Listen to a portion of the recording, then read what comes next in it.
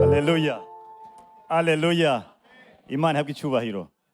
Amajambo yatwiye kwakira uyu munsi ni kibazo nibaza ko umuntu wese yotaha afise inyishu ashobora guha Imana cyangwa ndetse kwiha umutima wiwe, avuga ngo ukwihana kwawe kumeze gute? Ukwihana kwawe kumeze gute? Quelle est la qualité de ta repentance? Imana ihabwe icyubahiro. Tujya kwitiza ubutumwa bwiza bwa Kristo zo bwanditswe na Matayo igice cya 3 umurongo wa 8 dusimbiye no byakozwe mu 2 3 ndusha kuri 3 naho turondera indi mirongo. Badushiye ko tudatevye Matayo 3:8 hatubwira gute? Umubatizi Yohana yigishiriza mu bugaragwa bw'Iyudaya ati mwihane kuko ubwami bwo mwijuru bugize nte buri hafi. 3 uyo niwe yavuzwe na Yesaya yavugishwa n'Imana ati ije ry'usemera mu bugaragwa ati nimutegura inzira y'Uhoraho mugorore izibihamo ziwe. Yohana uyo imyambaro yiwe yari ubwoya bw'ingamiya, yayikenyeza umukanda w'urusato mu rukenyerero, indya ziwe zari inzige n'ubuki bwa hehe bwo mw'ishamba. 5 maze ab'i Yerusalemu n'ab'Iyudaya bose n'igihugu giherereye kuri Yorodani cyose bava iwabo bakaza kuri we, babatizwa nawe muri uzi Yorodani, batura ibyaha byabo. Murongo w'indwi abonye benshi mu bafarisayo no mu basadukayo bazanywe no kugira ngo babatize, arababaza ati mwabana b'inzoka mwe, ninde ababuriye ngo muhunge uburake buzoza? Murongo wa nyuma nuko mwame imbuto zikwiranye n'iki? N'ukwihana. Ibyazo muri 2:3-9 hatubwira ngo bumvise ivyo bibacumita mu mitima, babaza Petero n'izindi ntumwa bati bagabo bene data tugire dute? 38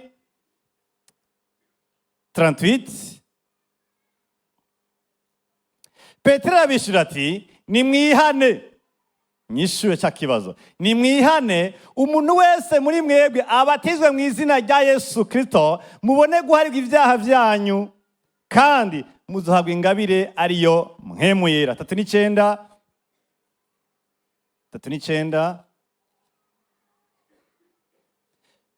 kuko iryo sezerano ari iryanyu n'iry'abana banyu n'iry'abari kure bose abazohamagagwa n'umwami wacu. Imana ihabwe icyubahiro, tuhe amashyi cyane rwose kubijambo ryayo.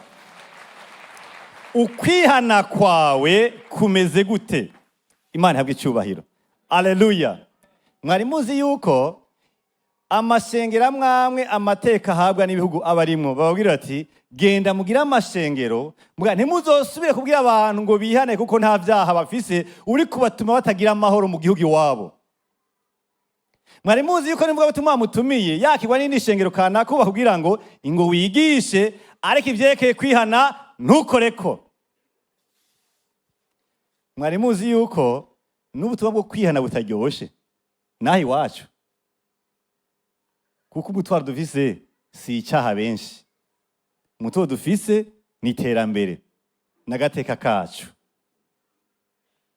Satani arazingene yapanze ibintu ku buryo ijambo ryo kwihana rigenda risubizwa inyuma, kuko rituma umuntu asubira indani muri ngo yiyumvire, rituma umuntu asubira no mu bintu mu buzima bwe bushingiyeko, rituma ari ibintu agenda gusenyura mu buzima bwiwe, rituma ari ibintu agenda gusezera mu bagenzi be cyangwa mu bakorana, ku buryo rero iryo jambo rirabishe naho narizanye.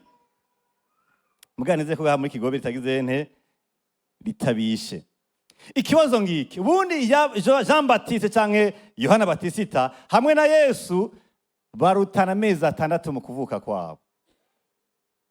Mugabo vyahimbaye Imana ko naho Yesu yagiraze kandi atantege afise, vyarahimbaye Imana kwibanza guhamagara Jean Baptiste araza aje kuvuga ubutumwa bumwe bwitwa kwihana gusa. None abakora ubuzi iyo ikintu bidakoze mu kwa gatandatu bakabwira ati kizokorwa mu kwezi kw'indwi, urababara cyane. Ubuti sakazima kizoteba kirante kiba sazima batakitwankiye amahera yaco ntaye batwimye, sazima kizoteba kikaba ntaco. Abarundi bashabivuga neza ngo utari yakabagize nte abakibiki. Nariba ico kibazo nivete kubera iki Jean Baptiste yabanje kuza imbere ya Yesu mu butumwa bwa Yesu atakosa bufise. Nuko Imana yagomba gushinga intahe akamaro ko kwihana mu buzima rukristo. Nico gituma nawe ukora vyose, nawe ugerageza ukagira ingabire zose, habuze ukwihana mu mutima, Satani nta kibazo muteye. Gati genda ukore hamugaruke tubana ivyo dusanzwe turi kumwe na wewe. Jean Baptiste yaje avuga amajambo twasomye mu butumwa bwiza bwa Yesu gituma bwatswe na Matayo igice cya 3. Ngo yaje hano mu bugaragwa, sewe yari umuherezi mukuru, yari yakuriye ahantu hameze neza, yakuze agiye ubwoko bwose, ahabwa icyubahiro akura no kuri se. Ariko Imana imuhamagaye imbwira ati ntugende aho so akorera, ntugende mu sinagogi, ntutumire mu masoko ko so bamuramutsa nka bose, ntugende mu manza kubera ko so imanza yicaye imbere kurusha bene urubanza, genda mu rugabo rw'Iyudaya. Hata uzokumenya, uzovuga atawukumva, ufungura iby'abandi badafungura, wambara iby'abandi batambara, niyo nzoba ndiko nderekana ihinduka nshaka mu isi. Kandi yaravyumviye. Agenda mu bugaragwa ahantu atajambo, ahantu atawumenya, yatunze n'ubutumwa bwiwe bw'ukuri ati nimwihane. Kuko ubwami mwumvise mubavugisha n'Imana baje imbere yanje, ubwami mwumvise mu byagezwe, mwabwiye n'abasoko n'abasokuruza, burya bwami buzoza buzanywe na Kristo Yesu Mesiya, bugiye kuza, ariko ntawe uzobwinjiramwo adakoze ikimvuze mutihanye. Ico gihe biratangaje ngo abari Iyudaya hafi yaho niyo ugiherereyeho ngo baraza akamusanga mu rwego bw'Iyudaya, ngo baje ngo babatize bakatura ibyaha byabo maze akaca babatiza. Kwihana. Imana ihabwe icyubahiro. Alleluia. Kwihana naryo ni twararihaye insiguro itoroshe cyane kubera biko biranaguye mu Kirundi. Ubundi uko ujyaguye mu Kirundi mengana umuntu yihanye yikubise. Ariko kwihana si kwiha igihano. Iri jambo kubirengira ngo barisize mu Kirundi Bibiliya y'igihumbi kimwe 1967 1967 ngira barabuze ijambo ryo ryarigezweho ico gihe ryari gusigura cyo kwihana. Ubundi ijambo kwihana mu nsiguro yaje aho ryakuba mu Kigiriki risigura guhindura ikuragenda. Bisigura ndafisa aho nareko ndagenda cyasanga nihenze inzira, rero ntagomba kubana yanzimira, reka mpindukire ndondera inzira y'ukuri. Niyo nsiguro y'ijambo kwihana. Riva mu Kigiriki metanoia. Guhindukira, guhindura iyo uri kuragenda. Jean Baptiste yarazi yuko abantu bari mu isi Imana mutumye ko n'abantu bafashe inzira ya Satani, bakora icyaha bagihimbariwe, bakora icyaha bagihagateka bagikoramo agateka kawe, bakora icyaha atacamira mbaye wa murundi, bafise inzira bafashe niyo mugwanizi, bakwiye ijambo ryo kubahindukiza. Imana ihabwe icyubahiro. Jean Baptiste amajambo yiwe aravuga ngo hindura uko muko muragenda, hindura intumbero mubayemo, hindura intumbero zanyu ku munsi, hindura ingene muri ibintu, hindura ukuntu mutahura ibintu. Kubera iki? Ugiye kuza ntazobasanga muri ivyo ngo abibagumizemwo, akene ko mva muri ivyo. Iyo atakwihana kuhari, ishengero yaripfuye, risigana agrema, risigarana inyubakwa, risigarana ubwinshi bw'abantu, risigarana bambaye neza bameze neza, risigarana amahera atangwa, risigarana icyubahiro mu gihugu canke mu karere kanaka, risigarana amateleviziyo yashizeho, risigarana amaradiyo yashizeho, risigarana amaproje yagiye yarashigwaho, risigarana abantu bahambaye barisengeramwo, rikitwishe ngo rikomeye, ariko indani muri ryo Yesu ataganje muri ryo. Ivy'Imana zibiturinde mu izina rya Yesu. Iyo atakwihana Satani avuga ati genda mutere imbere mwubake ndende, umunara mu metero 50 hejuru, mugwe musheko ni birometero 5 hejuru. Ariko ninabandanya ndabahenda mukabandanya munezererwa icyaha, ntimunakivuge ko bashaka, n'ugikoze ko n'ugikoze ntagi ico mukora kuri ico, muzoba muri abakozi banje, naho muvuga Yesu mu ndirimbo no mu butumwa. Naho muvuga Yesu ahantu hose, mu mariage, mu butumwa bwiza butandukanye, si akazi mu kwihana nakubakuyemwo. Nico gituma wofuma uburariniye gukorera Imana mu muriro wumva ufise, ukabandanya ugira ubucuti bwawe n'Imana bwubakiye ukwihana kwawe.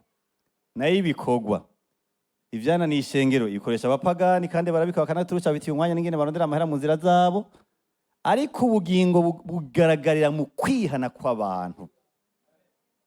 Jean Baptiste Imana yamuzanye ngo abanza ashingire intaho kwihana kugira ngo Yesu azoze ngo asange imitima y'abantu iteguye ivuga ngo twari dukeneye uwo mukiza batubwiye kera. Bamwe twananiriye tukamenya umenga ni isezerano ritazoshika, tukibaza ko umenga ni Imana yabarabeshe, ariko ntitwigeze tumenya yuko naho yoza tutihanye ntacyo yotumarira.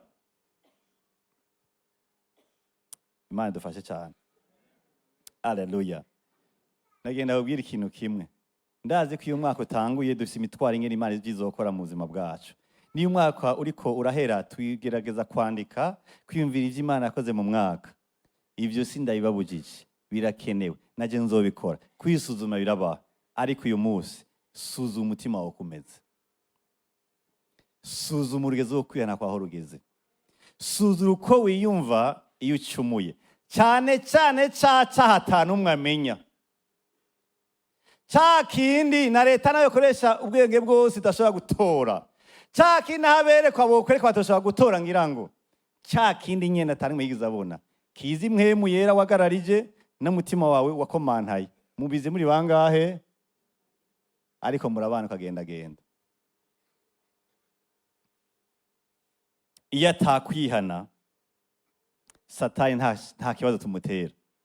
Kuko acagendana natwe. Mu ndirimbo tuba turi kumwe, mu butumwa tuba turi kumwe, mu bikorwa bitandukanye tuba turi kumwe, mu bikorwa by'Imana tuba turi kumwe. Kubera iki? Afite ibikorwa ntashobora kubitubuza. Kuko ntacyo bimwononera mu gihe ntahe zihari. Abari nabo hari igihe ahantu tubagera ahantu bakaca bafata ibyaha bakabishyiramo imico ibiri. Hari ibyaha biteye isoni bya sinzobikora, hakaba n'ibindi bisa n'ibiryoshe umenga biroroshe kubana navyo. Hamwe na hamwe kubera ko atanu umuntu anabimenya ukamenga biroroshe kubana navyo, ariko navyo bisesema uhoraho. Batubwiye kumenga inzoga arico cyaha ca mbere. Iyo umuntu anyoye inzoga umenga niyo muntu wa mbere yekanye ko urugezo rw'ivyaha rugeze kure cyane. Tukaja tubana n'umuntu w'inzigo, tugakora ibikorwa vy'Imana vyose afise inzigo atana inzoga. Tukaja dusimbira ku waritoye rimwe, tutujya niwe muntu w'umunyavyaha, ujya niwe yananiranye. Usamba muri twebwe nta kibazo turabanye.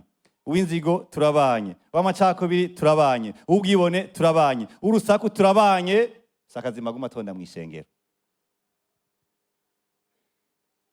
Kimwe mu dutera umutima uhagaze twebwe mwishengero mu burongozi n'umuntu atari muri serere murabizi. Kubera iki tuva tuti ujya mu ntisho kwa Mungu ntiyo mufasha yonyene, akwiye kuba muri bene data akagenda aranoganza ibyo yumvise cyangwa hari karabamwe yiga n'abandi bakamugana ibyo ariko bariga ko akagenda kurira muri bene data.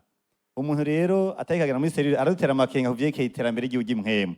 Mugabo kandi hari nabaza bakayabamwe vyose babandanya bononekara kubera iki? Babuze kwihana. Baremeye kubana n'icaha, bakigira umugenzi, bararyamana, bakabana akazi, baririgwana, kandi yaracemeye ni peshe yavuwe. Benshi mu kigero cyavuga ngo Mana ngo nukuri, Imana imbabarire nukuri. Ako konyene nikahera ko iyagira ko ico cyaha. Iyagira beshe nukuri Imana imbabarire. Iyagira kubira ko umujya muntu atamukuna, nukuri Imana imbabarire ujya muntu yanjeho.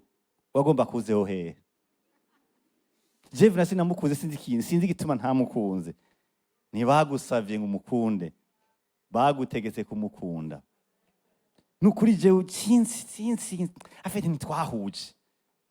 Sama pièce, sama nimero, sama standard n'umusaraba. N'izina rya Yesu Kristo. Iyo genda mubera ufise umutima w'isi uri kuratoba isoko. Uri kuri iki kwashimana mwishengero, uri kuri iki ubutumwa bwiza mu bantu, uri kuri iki ingabire z'abantu. Kubera iki? Uri muri ivyo ariko ntusa navyo. Imana idufashe ngaho. Abantu benshi Yesu ntaryoshe. Ega Yesu hari abantu ataryoheye. Niyo weko urashima Yesu ugati ndarindiye natoze gudutora nayo ubundi ngaha n'imiruho. Leur relation avec le Seigneur illégale. Sakazima nzogenda. Ugenda hehe mwijuru. Simhariye. Ushobora kubuzogenda. Ariko imbere kwa gutwara mu biryoshe byo mwijuru bitagira inkomanzi yagomba guhe kuryoherwa ari uryohere wewe nyene muri ibintu biti si bidambi dambi. Yesu ntaryoha utamwihanyeko. Yesu ntaryoha utagendera mu kwezwa. Tusigara umuntu w'umunyedini. Nico bituma abarimvyi baturabashimira ko badufasha mugabo ahenge badufasha mu bintu tumaze nk'iminsi. Umuntu yagenda akabira mu manyanga rendi ya samedi ibivumvuri kaca bimwirigwamwe dayimoni kaca no kibanza akaza gufasha na korale kuko korale ja kutuma dayimoni imwe bugendagenda buca bugenda ko haje presence y'Imana korale iragufashije mu bakomera amashi ajya arabafasha. Ariko burya presence y'Imana kubaho kw'Imana mu muntu Imana yagushize muri mpemu. We mpemu rero so dimanche nuwo mu cyumba, nuwo muri bus, nuwo mu kazi, nuwo muri douche, nuwo mu gatondo, nuwo mu nama, nuwo ahantu indiriye bus kandi utazajya kuzira. Yesu rero akubaniye neza mu masaison. Igihe kurarira imbere biragoye ko mu minsi indwi 24 fois tora 168 bafise 30 minutes aba bantu. 168 heures. Ukacironka Yesu aryoshe kubera korale. Hari ikibazo urashonje. Uri marnuri. Kubera iki? Yesu wawe Imana yamuguhaye muri mpemu kugira kunywana na mpemu bibe toutes les minutes, iminota yose, amasegonda yose, amasezo yose, munywane n'Imana. Ababaza baduhera aho dusanzwe tugeze mu kuduga mu cyuti bwacu n'Imana. Imana ihabwe icyubahiro. Alleluia. Ukwihana kwawe kumeze gute? Jean Baptiste rero yagiye kuza asanga ubwoko bwitirirwa Imana bubayeho mu idini mugabo kandi atabucuti n'Imana, icyaha cyarashinze drapo mu mitima y'abantu bitirirwa Imana. Ati mwihane. Mwihane ko mwabwami mwumva. Mwe bwavugishwa bugiye kuza. Naho atarashika il dans les environs. Ari hano agiye gutangura igikorwa kugurutonde yabanze kunungika. Mwihane kuko ubwami bwo mwijuru buri hafi. Imana ihabwe icyubahiro. Alleluia. Imana ishimwe ko iri jambo riva kuri yo. Mugabo kwihana nanavuze ngo benshi twagitaye kutariko. Bamwe bace bibwira bati ega kwihana ni kwatura ivyaha. Ni kwatura ivyaha mbega? Ni igice cyavyo. Mugabo kubera amadini yacu yavyubakiye ku kuvuga benshi twaragize umugenzo wo kubivuga. Ahi Burundi kera saba urunganwe sugwa benshi mu bari hano kera umuntu yihanye bamushira ngaho imbere akaca avuga urutonde rw'ibyaha byose yakoze. Kubera iki? Abaza mu tumabwiza bamwe ngaha bari baje ava mu Rwanda hanyuma tigahini hari haje umuvyuro w'ahantu vy'ukuri umuntu yihanye vya vrai yaza ngaha tije mubona ujya mwana wa gatatu si umugabo wanje wisezerana kandi umugabo ntibaye nawe yakijijwe umugore yaca atahahe tijewe umviriza nasoma ijambo Imana ivuga ngo icyafukuye cyo kizogirane icyafutse cyo kizogirane izoteka urugwa. Rero nabivuze ujya mwana wa gatatu si uko papa naka genda kivuze mafu hari habuze ubwenge. Mu gihe cy'abakoroni hoho abantu b'abakoroni bamenye iby'abantu birigwamwo bagwanya abazungu kubera ukwihana kw'abantu. Umuntu akavuga ati ntakivuze je Imana izokwimenya ntakimubwiye umuzungu patiri akacashira umukoroni. Kwatura ivyaha nkaba ndakivuga ni imwe mu ntambwe yo kwihana. Mugabo abagize ivyigwa vy'inyifato berekana ko iyo umuntu yakoze ikintu cy'icyaha canke niyo hagize ikintu cyatangaje mu cyaha cyamubabaje umuntu yama yumva afise le besoin yo kukivuga. nicyo gituma muze murabo iyo umuntu abonye ahantu habaye accident, ahantu bagapfa ari benshi, ntakigumizamo. Kahise umunyamakuru ati hari ubisi bijya kuba bitari mitere ruramaza abantu, waza ko hapfuye bangahe? Kubera atazi ingene inyifato z'umuntu zigenda, kuko guhamutangaje nawe ntiyanahatswe, acagira ati yo rurabamaze. Robenzo yo kuvuga isanzwe iri mu mushaha w'umuntu, ari naho umuntu yumva n'akaruhuko iyo avuze icyaha ejo azokibandanyamwo, kuko yashiriye he? Yashiriye pastori, yashiriye patiri, yashiriye umurongozi kanaka, yumva umenga ko yarusohoye yagwihanye, mugo ntiyahindukiye. Abandi nabo bafashe ko kwihana ari gusaba ikigongwe. Kubera iki? Hariho igikorwa Satani yarase mu isezerano rya kera cyitwa le ministère ya accusation, igikorwa cyo kwagiriza. Icyo gikorwa isezerano rya kera cyari kubera abantu bose barabanyavyaha naho bitiga izina ry'Imana, igihugu cya Israel. Mbwa muri kino gihe bitubwira ngo dufise umwita un avocat auprès du Père, dufise umuntu atuvuga imbere ya data. Rero muri kino gihe abera ntibagirizwa kubera Yesu ari we mucamanza wabo kandi ari we yabatsindanishereje. Mugabo iyo ukoze icyaha, Satani mu munsi bice cyagikogwa yahorana kera. Rero umuntu cyangwa umenga iyo akoze icyaha, ikintu cya mbere yumva akeneye n'imbabazi z'Imana, naho yo bazokibandanyamwo ejo. Benshi bibaza ko gusaba ikigongwe saa 4 y'ijoro, benshi bagira en fin de journée, yariye yoze agacavuga imbere y'igitanda ciwe ati urona mana turi mu isi yanduye, abakonvoyeri ba kino gihe mwami Imana baragoye, umukoresha wanje aragoye mwami, nanje urarinda umuntu, umbabarire Mana, nasani navuze nabi, umbabarire. Mugo nta ngingo yo kutazobandanya wigeze ukora, ntiwahindukiye, nta metanoye wakoze, wavuze gusa. Hama kubera ko wumvise inyota yikumva ko Imana yakubabariye, wacisho kusaba imbabazi, ucugira akantu bita kayaga, ubumenga uraruhutse. Umugabo Satani avuga ati okay, iyo ni apaisement, nakaruko ko mu mushaha, sakazima mbona ko ibintu taravavanura navyo, reka naguha iminsi 2, hama nzocenza kuwa 4 ucubandanya, hama saa 4 y'ijoro zo kuwa 5 uzocugenda ufuka imbere y'Imana wumvise umutima bumenga urarushe, tuzobandanya naho utanyemera. Satani akubwira.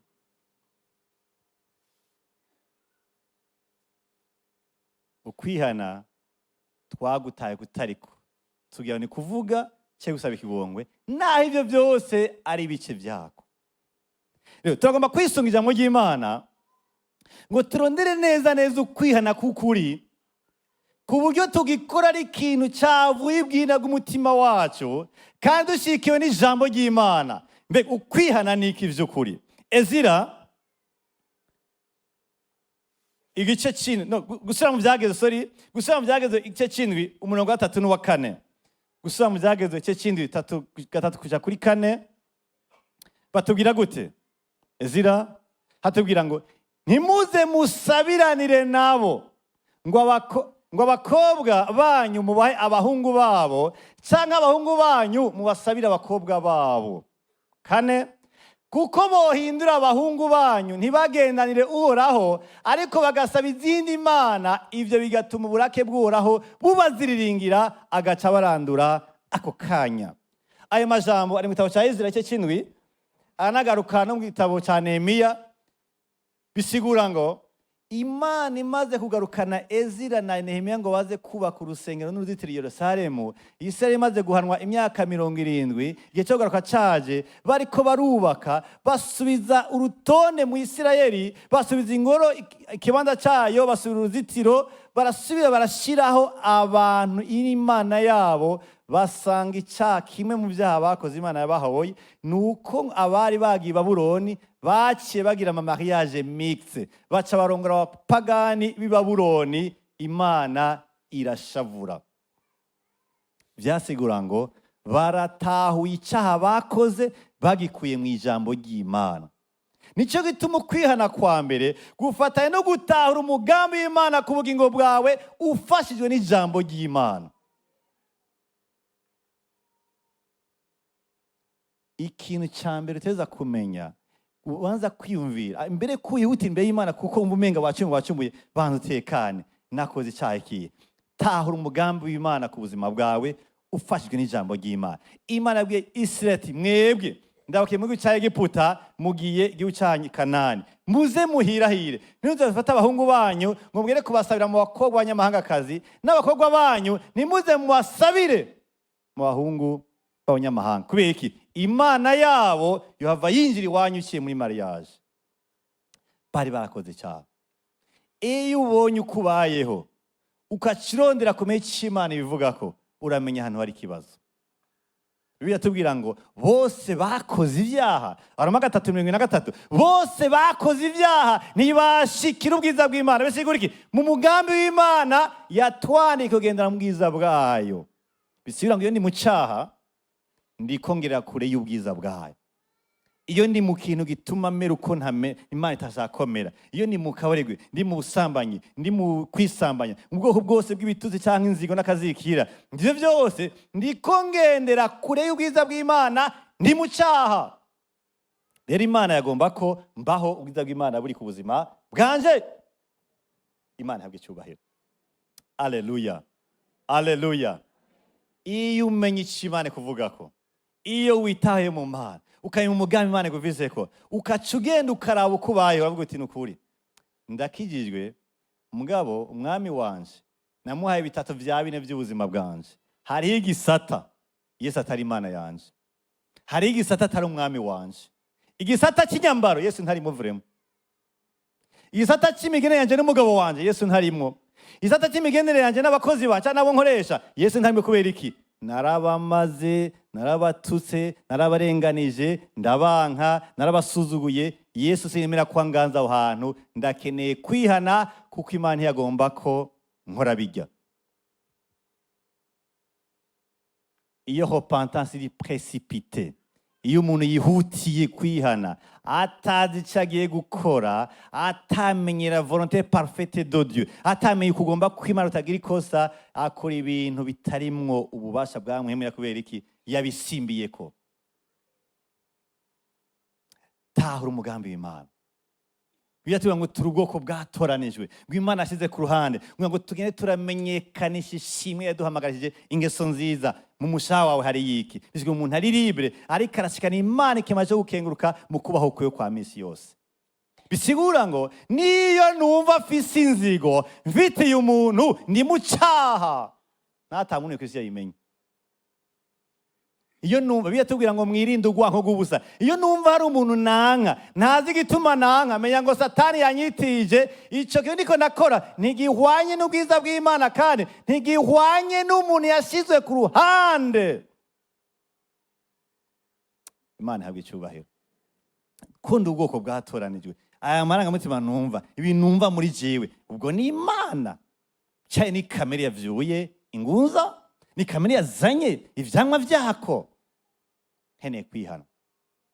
Nama mauvais sentiment umuntu arayihana. Mwami numva mfise umurazi kubw'ibihe, numva mfise umurazi kubw'umuntu kanaka, numva hari umuntu je ntakunda, ndafise ikibazo.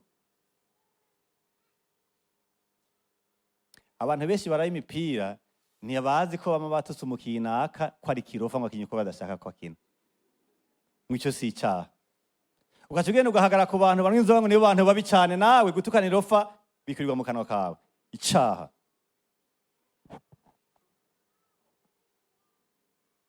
Kuko muri wewe hatiza kuba hari kuhava ibintu bituma isi ihabwa agaciro. Abantu bahabwa agaciro ko mu Mana.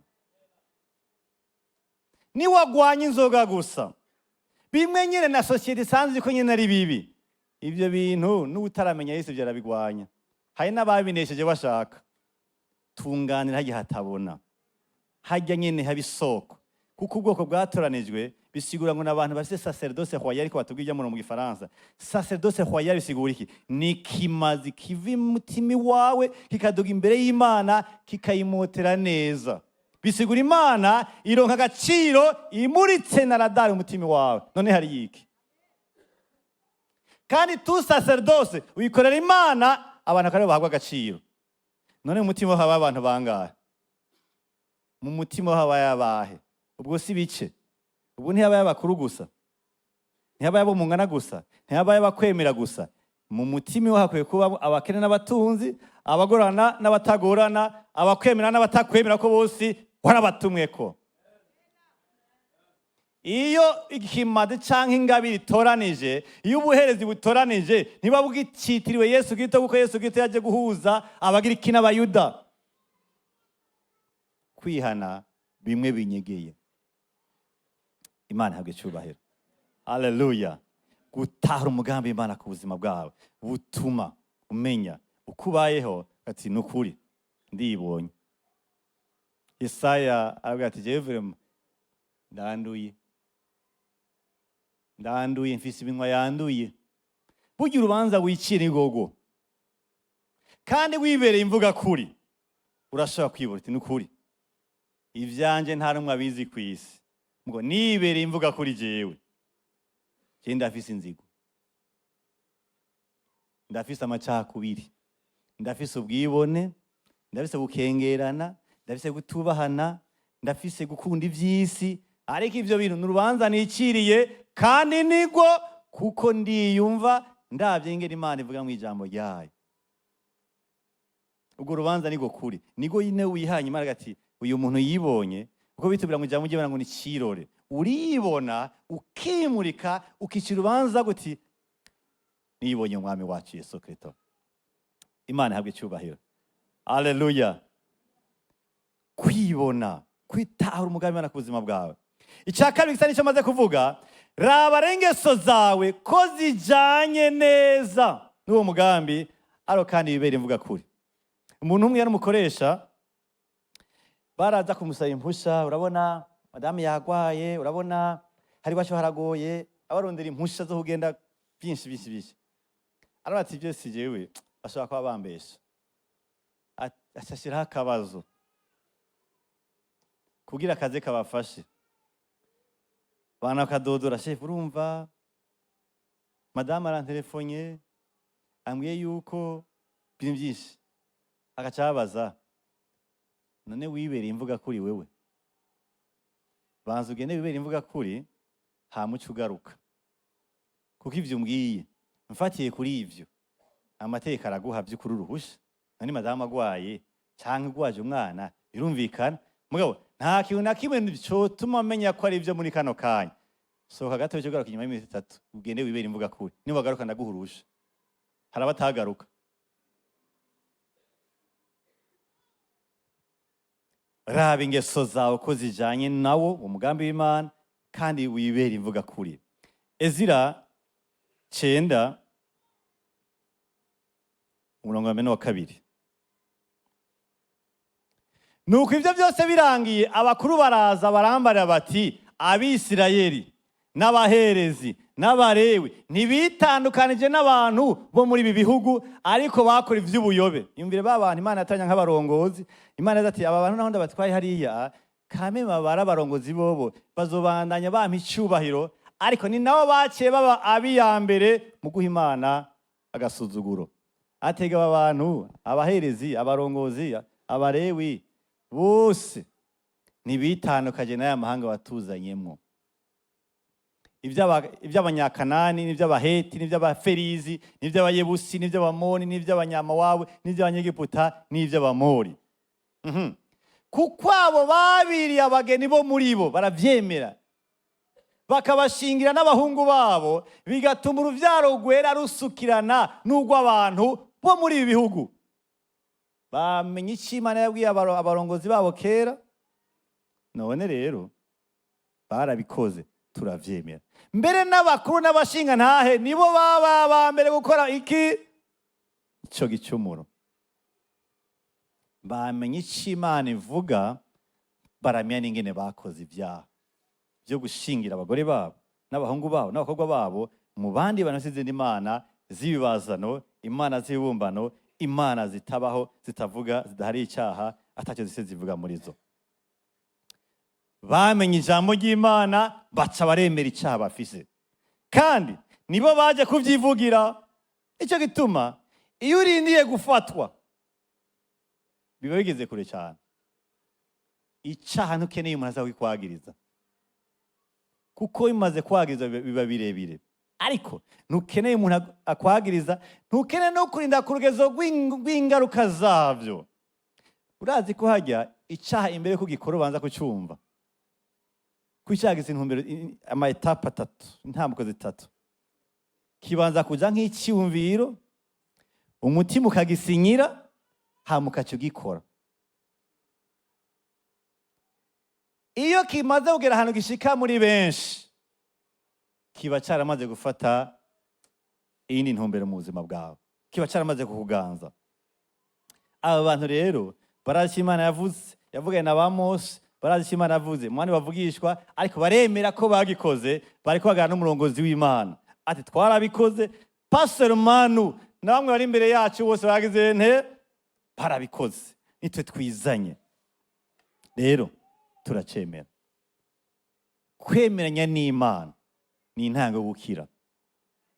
Iyo wemeye n'Imana ukaduza amaboko imbere y'Imana, Imana irakunda iyo sincerité, irakunda uko buvuga kuri, irakunda uko kwemenya n'Imana n'ijambo ryayo. Ni naho Imana ironka akajyogirane ko gukiza umutima w'umuntu kuko wemeye.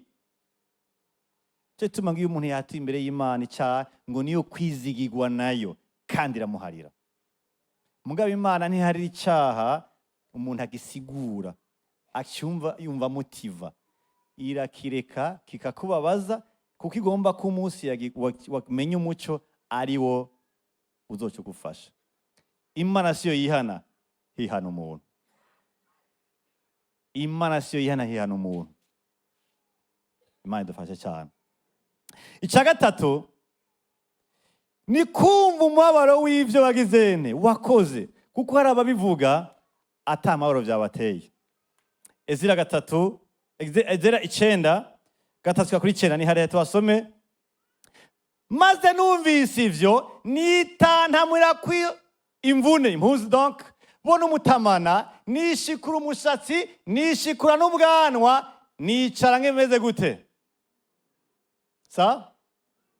Kubera iki? Ni Ezira yabikoze? Aya, yerekana umubabaro afise kubw'icyaha.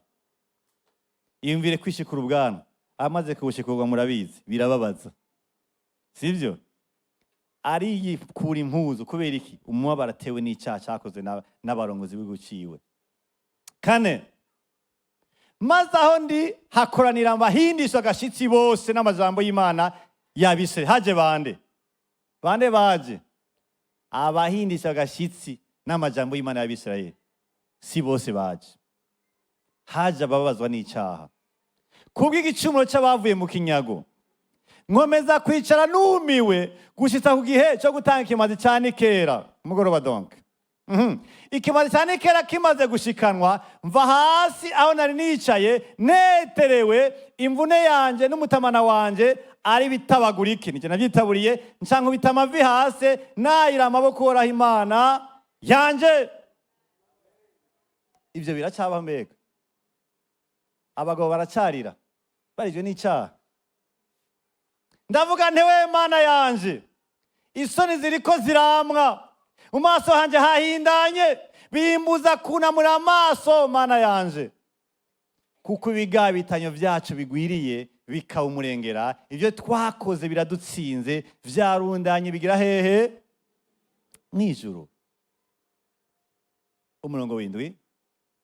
Uhereye mu bihe bya basokuruza twamye dukora ibidutsindisha cyane Mana, gushitsa na bugingo n'ubu kubw'ibigabitanyo vyacu nivyo vyatumye twe n'abami bacu n'abaherezi bacu arabashyiramo abakuru biwe tugabwa amaboko y'abami bo mu bindi bihugu, tukagenda twicwa n'inkota, tukajanwa turi imbohe, tukanyagwa utwacu, tukaba ibimaramare nk'uko bimeze uyu munsi.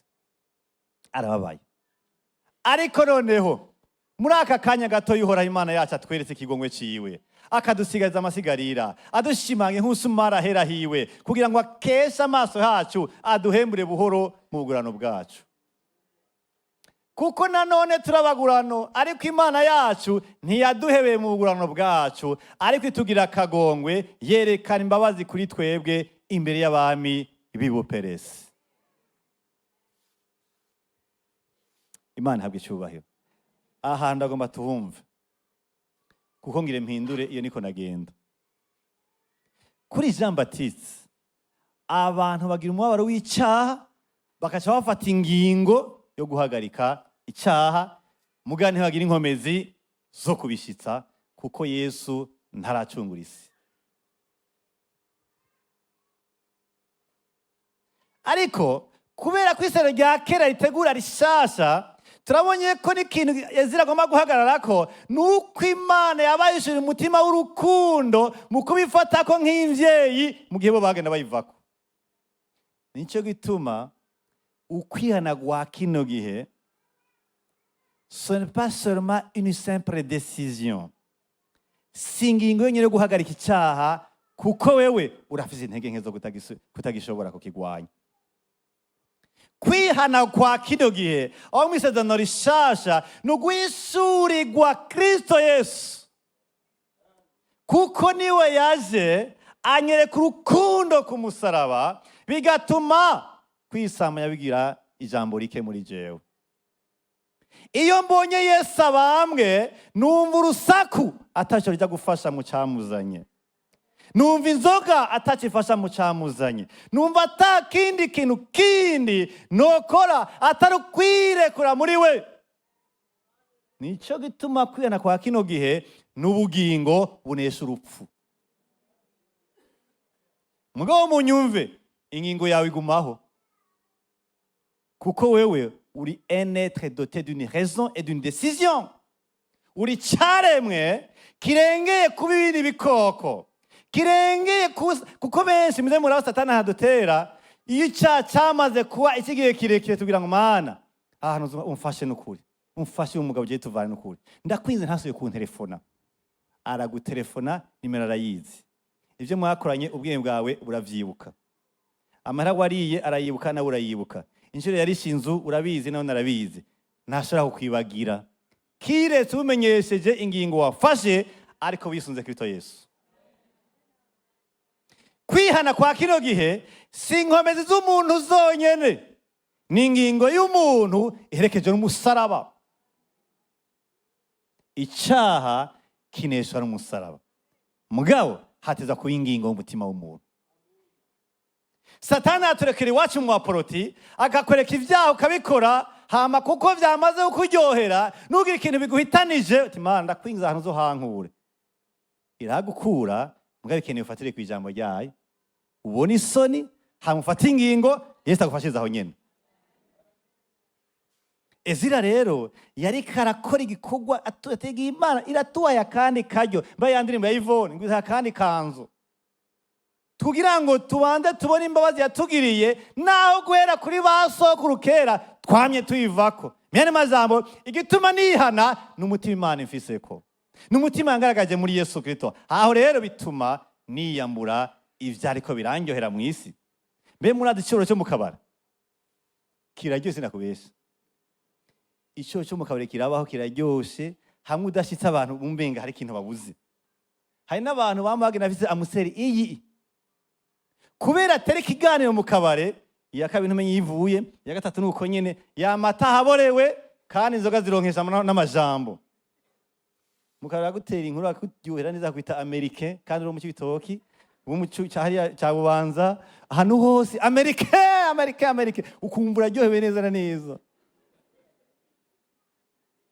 Uro muri Mabanda, uro muri Songa, uro muri inde Amerike, izina bari gukuye kwitwa Amerike. Banze wamwe ntuzosura kuhasiba kubera iki biraryoshe, amaranga mutima yawe bayatwaye. Buryo utacyana bakwita Amerike ntumva kumenga urafiza agaciro, yega n'icyubahiro barakuguze. Mugabo maze kwakira ubutumwa bwiza muri wewe buguha tableau à deux colonnes, hari icyo ndinemewe mu isi n'icyo ndinemewe n'ijuru, ugasanga bisuma na bingana biroshe gutora, biroshe gukompaha. Kwitwa izina ritari rwanje, guhabwa agaciro kubera ko navuze amajambo atagira agaciro, guhabwa ijambo kubera yuko n'umuntu akunda gucabaganya, ariko imbere y'Imana nkamanumye, hama nagenda kuri anterema nkacangira ubwoba kubera ko nanzi ngo zohava mfashe bancira urubanza rwe bidashira. Wapi, ndahisemwo gutunganywa n'Imana. abantu benshi bivanga bo mu ishengero kanaka, ujya gusanga ari abantu babumiye kwigita le chrétien médiateur, le chrétien Mandela. Ari ahantu mu isi n'imvugo yaho arayizi, acagira no mu aporotira imvugo yaho aragize nte arayizi. N'impuzu ziwe ziri kubiri, hari impuzu yo ku bantu b'abapagani n'impuzu yo ku bantu ab'Imana. Muhuye wihene ntutanguze Yesu ashimwe, ntakumva kuko arazi ko akeneye ko muga kuri Yesu ashimwe gusa. Ariko ageze ahandi rasta vipi, amajambo yo kwiyemera hari arayazi. Kubera iki? Ntakeneye guhomba na kimwe, akeneye kuhagendera hose. Kubera iki? Hose aranunuza, akeneye kuvanga urupfu n'iki n'ibihura n'isukari n'umunyu. Kandi akazu yazi bitubwira ngo kikavu Imana kikadahwa, mugabo si ukudahwa nk'uko tubibona iyo umuntu agwaye. Bisigura iki? Nta na kimwe uronka muri ya Mana, kuko wagombye kwivanga n'ikintu na kimwe. Na Imana ikunda yibana. Imana iribana beneda, Imana iribana ntiba muri bloke. Imana iribana ikeneye kumva ko ari iganje umutima yonyene. Aho Imana ariyo soko y'amahoro yawe, umunezero wawe, agateka kawe, inyambara byose ikigomba ko bifatwa ko ariyo soko yayo ya byose. Imana habwe icyubahiro. Alleluia. Ibyazwe mu 2:3 Petero amaze gutanga umuco ku butumwa bwiza, igihe muhemere yatangwa, abantu bamaze kumva tega abantu benshi bahore gisama. Petero ati no, si gisama baborewe abo bantu ko mubizi. Ejo bundi ahera ku ntango y'ijambo ry'Imana, asigura Yesu ingene yaje, asigura icyo yakoze, icyo yasezeranye, nuko muhemu babonye Imana yaramusezeranye ngo bibacumita mu mutima. Kiya kibazo ndagikunda. Umuntu yihana kera muri Actes des Apôtres yavuga ngo bago bene data tugire, ariko ni basa ndabibona. Kera umuntu yihanye wa vrai yagati ndihanye, kandi birashoboka ko saa 8 ntazoba nkiriho, ko ngiye kwakira undi mwami adahuza n'umwami w'Abaroma. Kandi abarongozi ku madini n'imiryango n'amashenga n'igihugu barabwiwe ngo akantu kose kazogyugura ngo kaki undi mwami muzoce mukica. Ariko ngo tugire dute? Petero ati nimwihane. Mugabo bihana bagiye kumicesha yakoze muri ku musaraba. Nimwihane. Yababwira ngo ko mwamwumvise nimuhindukirire, ko mubise urukundo rwiwe nimuhindukirire, ko mubicyamuzanye kandi yagikoze, kandi yagiye asezera ko muhema zoza, muramutahuye mugambi w'agakiza. Rero nimwihane nimuhindukire, nayo umhemu yera mubona nuwanyu n'abazoza inyuma yanyu. Kubera iki? Imana ituranye abantu ku butone. Kwihana rero ubwa gatatu, wumva umubabaro kubera usanze waragutse, ugira isoni, wibitse nukuri ibi ndiko ndabamwo ntibijanye na jewe. Burya abantu benshi baranka agasuzuguro, hari n'abaririmye ngo ndankiki ndahagasuzuguro. Agasuzuguro ka mbere nakugira impande y'abadayimoni, igihe ivyumviro byabo byose ugenda ubishira mu ngiro. Ubundi icubaro cy'umuntu, umuntu aho kugira impande y'abantu, abanza kugira impande y'abadayimoni. Iyo wumvise hari ikintu cy'icakiro kiradudubiza, ukemera mukajana, ukemera mukabana, uri kuri suzugura impande y'abadayimoni, n'imbere y'abantu uzavuna suzugura kubera ko muzabukoresheje zizokumara amazi.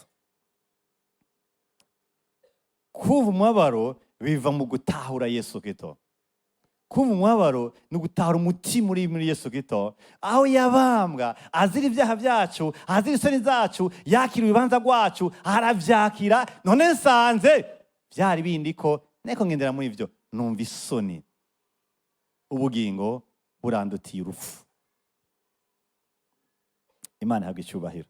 Alleluia.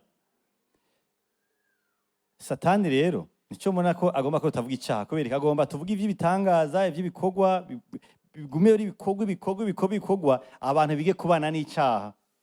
Niyo piege twaguyemo. Ariko Imana idufashe cyane gose. Mugabo kenshi kubera ko satani arondera icyo kintu cyitwa kwihana ko tutagikora. Ngenda abwira ibintu bimwe bimwe satani agenda arakora kandi mujya gusanga ari byo. Icya mbere, satani ararondera abantu bamwe bamwe bahambaye mu by'impwemu akabata mu byaha bigaragara, kugira ntuse kugira reference mu buzima bwawe. Nayo mu madomene yose yo kubaho utagira reference urapfuye. Nicyo tuma abana bakora ubugaba bwa base. Kubera iki? Yakuza abona si cyo kinagikora, acakura yagitahuye nawe umenga acagiparodona birasanzwe. Cyo tuma mubona satani aragerageza abantu bita ko bahambaye mu by'Imana, iyo atababesheye arababibatamwe bikaba iby'ukuri, kugira ngo use wihate najewe umuntu mbatijwe ejo njya n'ubusambanyi nanakabikora, pastor karaka nabikora sinumvise. Ubo bageze ku rugezo aba pastor bazi n'ivyumba bajya gusambanira mu birazi baramaze kubifata nimero tere uwo mengane cyahigenga umuntu umwe. Muga hari abantu bakoze ivyaha baba bitayemo n'ihanga. Iyi shengero ribuze reference, ribuzo rishora kurabamo urirabira ko mu ngeso, utumye bari inyuma bazima, nta mutima wogoro kusubira kuhaba. Uwitwa ngo yari yaraduze cyane yarangije aguye, ucumenga nta kamaro kubandanya nawe. Iyi ntahibuze ku bakuru, abato bo kabaye bahenebereye. Imana turinde ivyo. Satani ararondera umuntu yikarakura mu Mana, mukorera Imana mu muriro mwinshi, mu mavuta menshi, iyo atamubesheye ararondera ingene yo muhindura kugira ngo ahenukane na benshi. Ikindi kintu satani akoresha, ararondera ingene abantu bagira ibikomere babitewe n'abavyeyi babo canke n'abarongozi babo mashengero, kugira umutima w'umuntu komantare, cyo sigara uri insensible au péché, usigara udakogwako, usigara yakomantaye. Iyo umuntu yakomantaye nasubira kugira sensibilité, asigara umenga nibisanzwe, cyahitwa washishwe.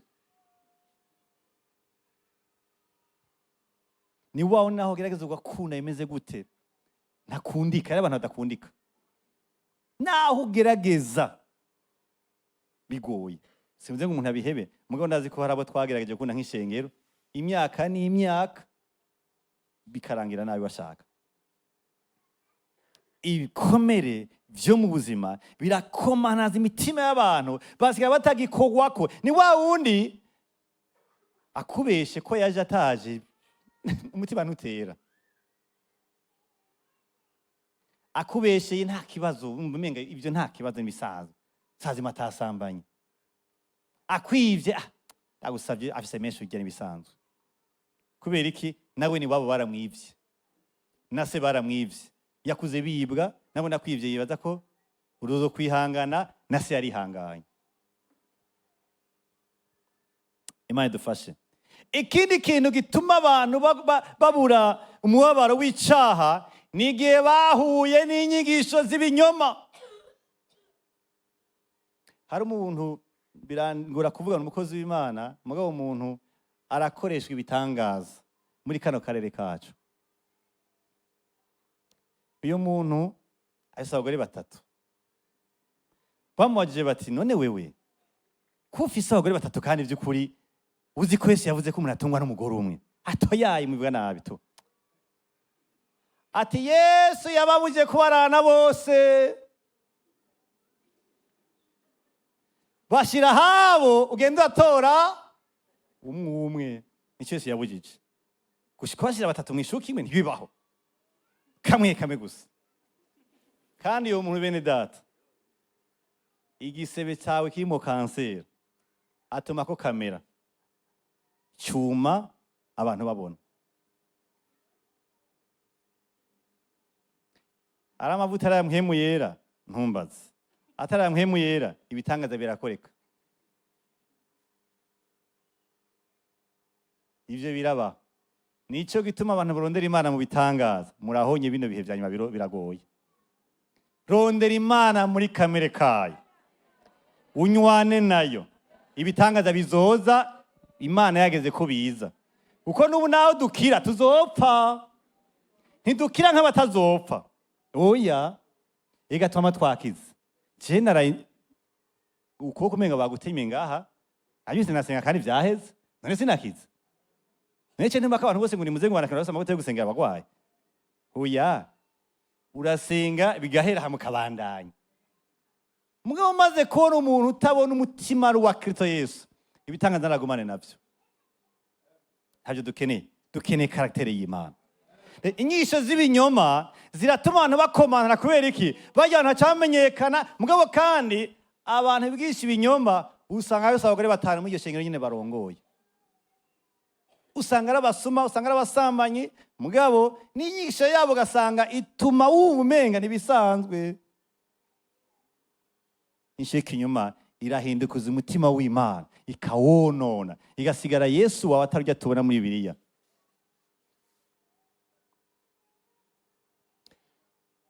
Imana idufashe. Imana ihabwe icyubahiro. Haleluya. Ibikomere inshyo z'ibinyoma abakora isi y'Imana batandukanye babaze ku rugezo runini y'abagwa hasi bagahindukana benshi bituma ukwihana kubura mu gihugu kubura mu ishengero ahantu hagatakaza Imana agomba gusubira kubandanya kurongora ihanga ryayo. Imana ihabwe icyubahiro. Haleluya. Icyanyuma ufata ingingo n'ingingo ishikirijwe Imana ifata n'igikorwa cya Yesu. Nibonye nataye umutima w'Imana muri gatatu ariko kane ndafata ingingo rero kubera iki nibonye umugambi w'Imana ndabona ibyo nakoze ndabona umugambi w'Imana muri Kristo Yesu harageze ko fata ingingo.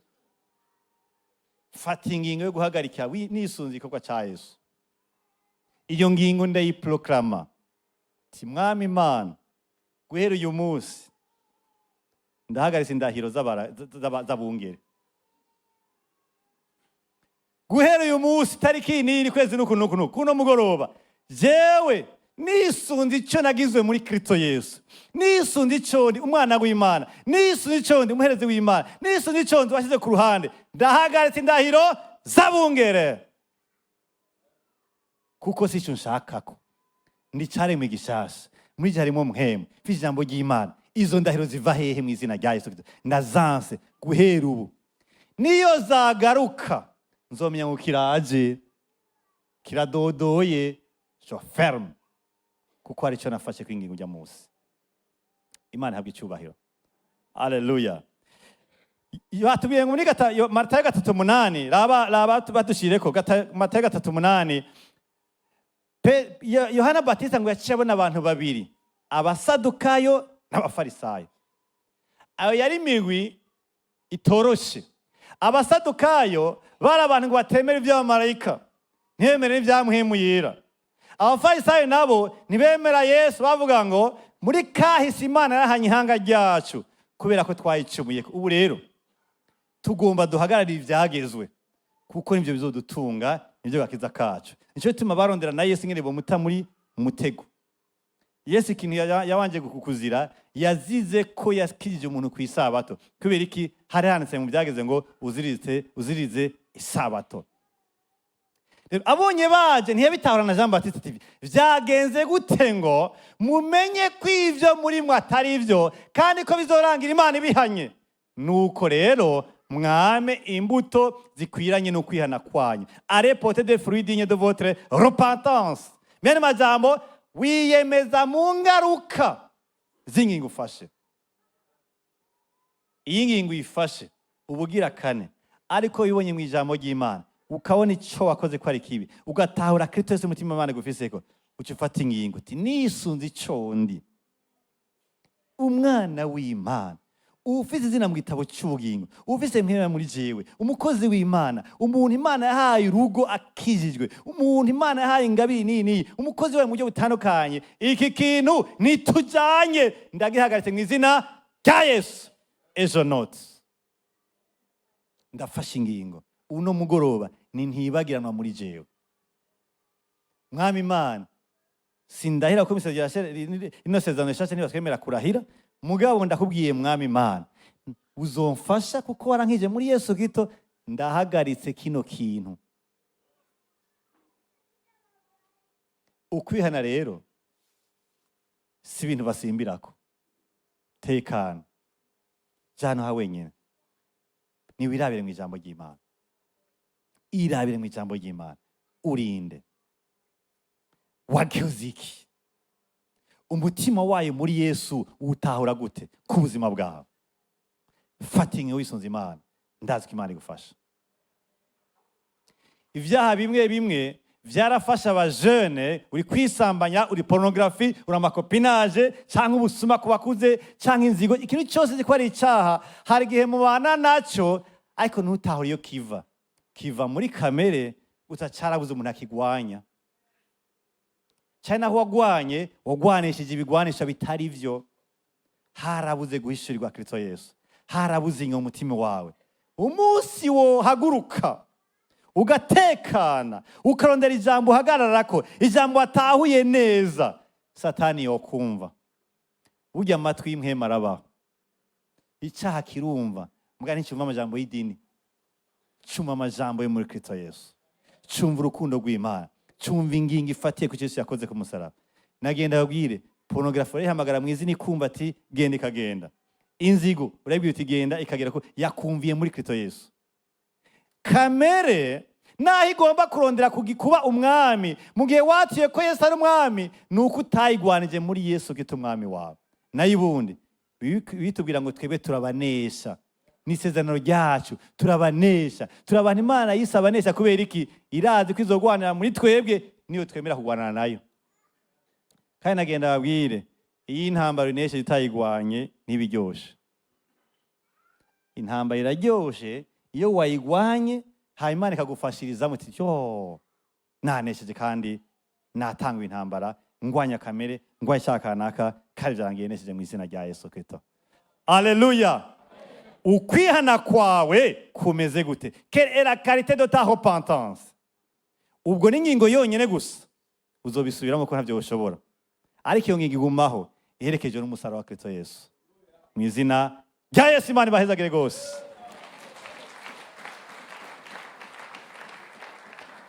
Ukwihana kwa mbere kubakira kuri Kristo Yesu. Ibintu birabwirwa bamaze kuba muri Yesu n'abataramubamwo. Abataramubamwo bafise umuryango winjira uvuga ngo ni watura n'akanwa kiwawe yuko Yesu gitari umwami, ngo ukizera umutima yuko Imana yamuzuye imukuye mwapfuye, ngo uzokizwa. Ngo mugabo umuntu yizeresha iki umutima maze akatuza akanwa, Imana ikamukiza. Irembo riruguruye ku muntu wese avuga ati ndakeneye kwihana, ndakeneye kwakira agakiza. Ntitumusaba urutonde rw'ivyaha yakoze, ntavyo yomara. Yocavuga ivyo aheruka, yocavuga ivyamukomerekeje, ariko arakeneye kwakira umwami, arakeneye kwakira Yesu, arakeneye kwakira ko Imana yakoze muri Yesu ku musaraba, akakira ubugingo budashira.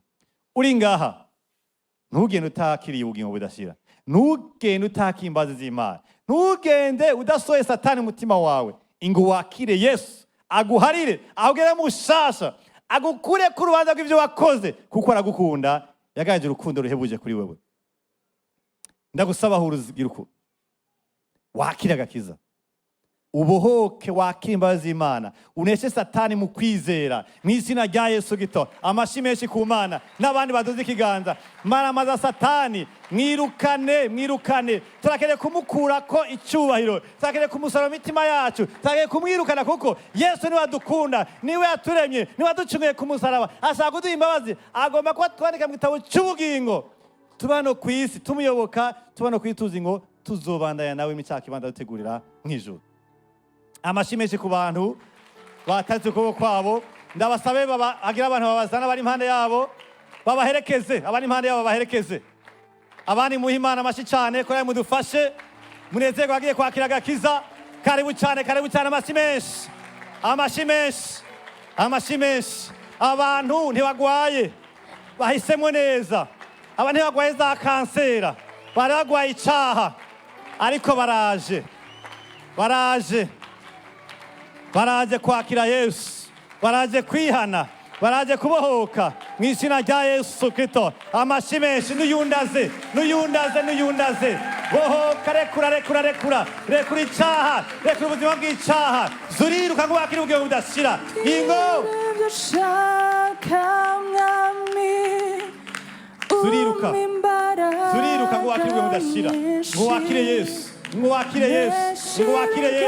ngo wakire Yesu, ngo wakire Yesu, ngo wakire Yesu, ngo wakire Yesu, ngo wakire Yesu, ngo wakire Yesu, ngo wakire Yesu, ngo wakire Yesu, ngo wakire Yesu, ngo wakire Yesu, ngo wakire ubwiyo budashira, ngo wakire Yesu. Turiruka, turiruka, turiruka, turiruka.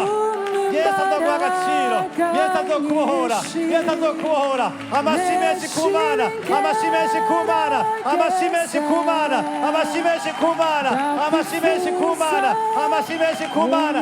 Zamuriruka, zamuriruka, ngo mwakire ubugingo budashira, ngo mwakire amahoro, mwakire ubugingo budashira, mwakire umunezero, umunezero Satani. Zamuriruka, zamuriruka, zamuriruka, zo wakire ubugingo budashira.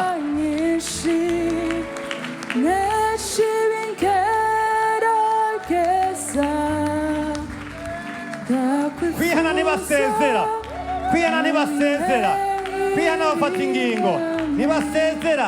Nawe uza gusezera, ingo Yesu azogushoboza, ingo Yesu azogushoboza, ingo Yesu azogushoboza, ingo Yesu azomenya ibikurikira, azomenya ibikurikira, azomenya ibikurikira. shimisha umutima wawe wera, uhora wuzuye ubuntu ugira neza. Tega ibiganza ngufumbatishe amashimwe.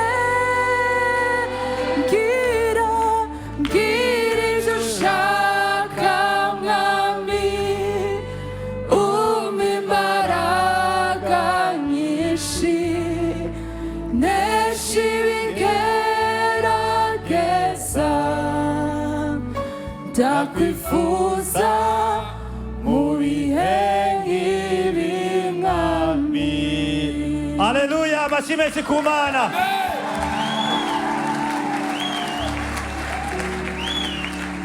Tugiye gufashanya na bene data mu kwakira Yesu Kristo, kandi dukwiye kumenya ingene Yesu bamwakira nk'ishengero. Kubera iki? Murabikora mu mazu ku bakozi banyu, aho mukorera, aho mugendera. Kwakira Yesu ntibyagenewe abantu, no kubifasha ntibyagenewe abantu. Umuntu wese ashaka kubikora. Ni bibiri: ni kubwira Imana ukwihana kwacu gucaha, no kwibwira ukwizera dufise mu gikorwa Yesu yakoze ku musaraba. Imana ihabwe icyubahiro. Bene data, turabakeje cyane gose, kandi Yesu ahabwe icyubahiro gose. Ntimuzokwicuza kuko mwise mu bugingo budashira, kandi Yesu azobagwana intambara ikomeye, kandi azobaha kunesha. Reka musome n'amajambo kwakira kwacu Yesu mu mitima yacu. Mwami Imana, tuje imbere yawe ko dutaye umugambi dufise ko ari kuduha ubugingo bwa tuve mu cyaha, urubanza rwacyo n'ubuvumo byaco. Mu izina rya Yesu Kristo uwaturungikiye waje kuducungura akakira ibyaha byacu, tuje imbere yo kwihana, tuhagaritse ubuzima bw'ibyaha. Turakwizeye nk'umwami kandi nk'umukiza ubugingo bwacu. Amazina yacu uyafute mu gitabo cy'imanza, uyandike mu gitabo cy'ubugingo kubw'ibihe byose, mu izina rya Yesu, amen. Amashyi menshi, amashyi menshi, amashyi menshi, amashyi menshi, amashyi menshi, amashyi menshi. Haleluya, haleluya. Reka tubasabe abaprotokole barabatwara aho baganiriza. Ari umwigeme cyangwa umukenzi ashaka gutora ishakoshi aho yari yayisize, ariko hari umuntu aje kubatora agera kubaganiriza agatera intege kubw'urugendo mwiyemejemwo. Yesu abahezage cyane gose. Shengero ry'Imana turashaka kubyaguruka, byaguruke shengero ry'Imana, byaguruke. Mana turaguhaye icyubahiro cyose, Mana turakweretse imitima yacu, turaguhaye icyo cyose Mwana.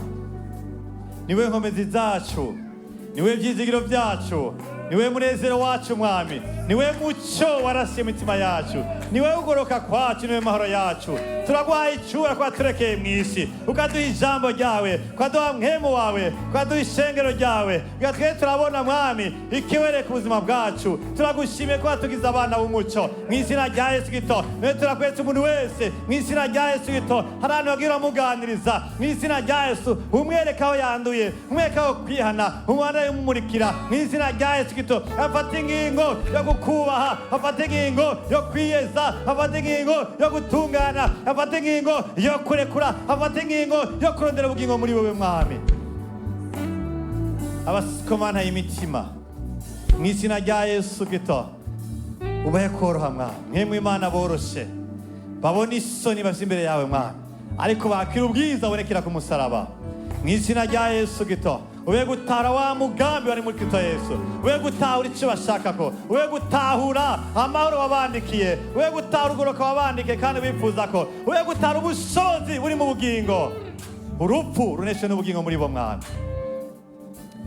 Yesu turagushimiye mwami, turasengesha ishengero ry'i Burundi mwami, ngo banaye kurihagarika, urihagarike mu ijambo ry'ukuri, urihagarike mu kwizera k'ukuri, uhagarike mu kwezwa mu izina rya Yesu Kristo, urihagarike mu bumwe mu izina rya Yesu Kristo, ubihagarike mu rukundo rwawe mwami mu izina rya Yesu Kristo, uhagarike mu kunywana na mwemu mwami Imana.